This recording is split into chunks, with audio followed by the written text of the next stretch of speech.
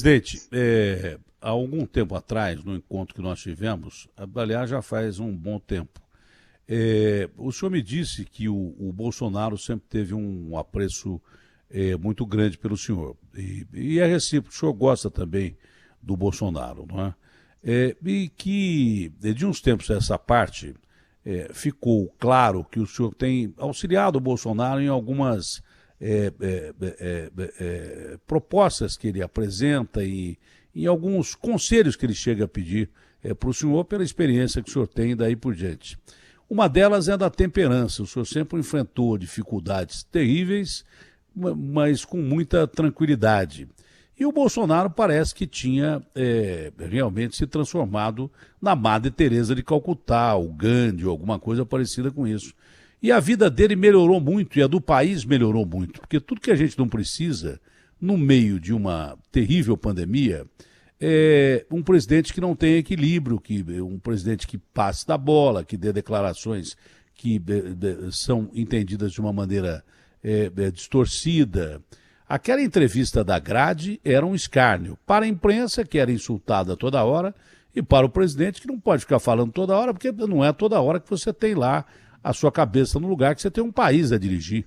Ele saía de manhã já pilhado pelas informações que ele recebia da pandemia, da economia, e voltava à tarde, pior ainda, depois de um dia tenso. O senhor foi presidente da República, o senhor sabe como é isso. E o Bolsonaro, simplesmente, ao se calar, estava ajudando muito na reconstrução dessa paz entre os poderes. E nós estivemos perto de uma canelada constitucional terrível depois que a gente soube que houve até uma intenção de intervir no Supremo Tribunal Federal, que significaria um golpe por desequilíbrio de poder. O Bolsonaro está muito tranquilo. De uma hora para outra, o Bolsonaro começou a voltar a ser o Bolsonaro de antigamente.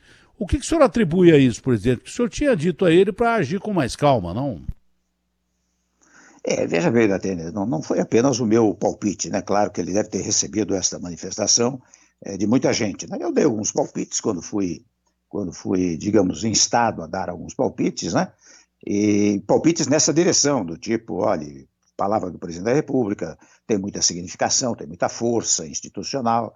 Não pode estar falando a toda hora, você tem que ter um porta-voz que diga o que você fez durante o dia, e uma vez por semana você dá uma entrevista, etc. Ele realmente, de uns 2 meses e meio para cá, mudou o seu estilo, né? E volto a dizer, não foi por meu palpite, certo, e seguramente outros. Mas ele dá muita importância ao senhor, ele gosta realmente do senhor. O Bolsonaro, quando ele gosta de alguém, ele deixa claro que ele gosta. Quando ele não gosta, ele também deixa claro.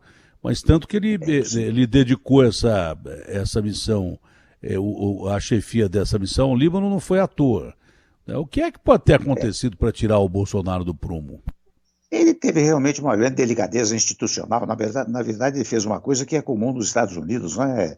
Datena, lá, o presidente em exercício, ele muitas vezes chama esse presidente para missões humanitárias, diplomáticas, etc. Né? Então, teve uma delicadeza muito grande, além do que, você sabe, ele definiu, eu sou filho descendente de libaneses, né? Então, digamos que ele acertou nesse ponto. Agora, interessante, você falava aí do Gandhi, não é?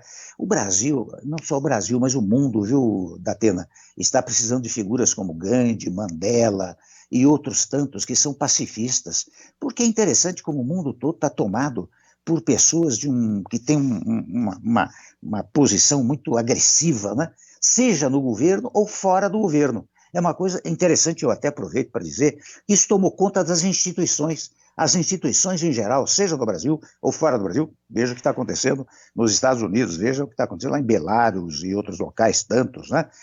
É uma agressividade extraordinária. Figuras do tipo Gandhi, do tipo históricas, né? Mandela, né? Eles revelaram, transmitiam ao mundo uma ideia de diálogo, de pacificação, né? E nós não temos mais isso no mundo. Eu, pelo menos, não consigo visualizar quem exerce esse papel de liderança mundial pacifista. Eu visualizo, posso até estar enganado, líderes mundiais belicistas, né? Aqueles que só querem guerra, querem confusão. E a pandemia agravou isso. Sim, sem dúvida alguma, a pandemia agravou. Eu penso que o presidente Bolsonaro, para responder objetivamente a sua questão, pelo menos eu li hoje de manhã que ele teria ouvido alguém dizer que ele iria visitar a filha dele na prisão. Eu tenho a impressão que ele se descontrolou um pouco, né? E nesse descontrole ele deve ter respondido dessa maneira. Agora, sempre é tempo de consertar, não é? Você na vida, você tem a sua tendência, digamos, humana, que é muitas vezes retrucar aquilo que as pessoas dizem, quantas e quantas vezes, né? Nós temos vontade de retrucar, e ao retrucar até dizer a verdade, mas você, em função da sua posição, você tem, muitas vezes, se acautelar. Eu tenho a impressão que ele, pelo menos se ele me permitir mais um conselho, que ele um palpite, né? Que ele se acautele ao longo do tempo, né? Porque não é útil. Se você disser, bom, mas isso é bom para ele, é bom para o país, não produz nenhum efeito, só produz efeito negativo. Eu acho que ele vai tomar cuidado, penso eu. Espero que sim, né? O simples fato dele ficar calado não significa que ele tenha subido os pontos percentuais que ele subiu na avaliação do Datafolha, que é uma instituição séria, né? Dirigida lá pelo Paulino. Não é à toa que ele subiu tanto na aprovação do seu governo e a queda na rejeição. Não foi pelo fato de ficar calado só. Talvez tenha ajudado um pouco, mas não foi por isso. Foi porque o governo dele está enfrentando bem a pandemia? O senhor acha que o governo Bolsonaro está passando bem pela pandemia? A pandemia é esse fenômeno universal, né, Datena? Você, vou dizer o óbvio aqui, você vê o drama que os países estão passando. Ainda ontem eu falava com nosso embaixador na Espanha, e a Espanha teve agora um retorno da pandemia, né? Quando começaram a abrir, retornou violentamente. Este é um problema universal. Ele fez, como presidente da República, como chefe do governo federal, o papel que deveria fazer, ou seja, foi alcançar especialmente os vulneráveis, né? Essas verbas todas que foram destinadas, com auxílio do Congresso Nacional, devo dizer, e aí eu mostro como as instituições estão funcionando, né?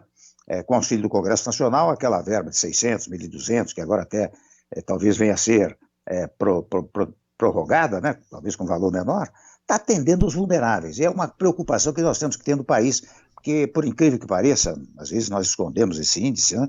Mas nós temos cerca de 30, 40 milhões de pessoas em situação de miserabilidade, não é nem pobreza, né?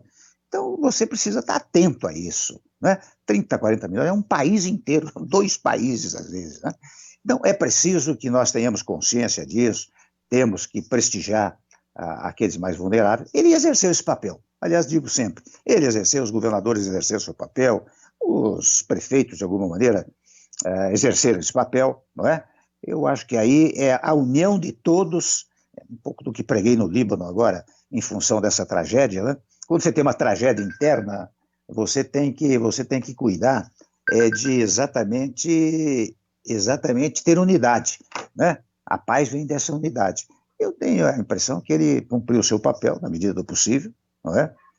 E é importante que nós todos também cumpramos o nosso papel, né? Ou seja, o atendimento aos protocolos, agora que as coisas estão pretendendo voltar ao normal, é fundamental, mas aí depende de cada um.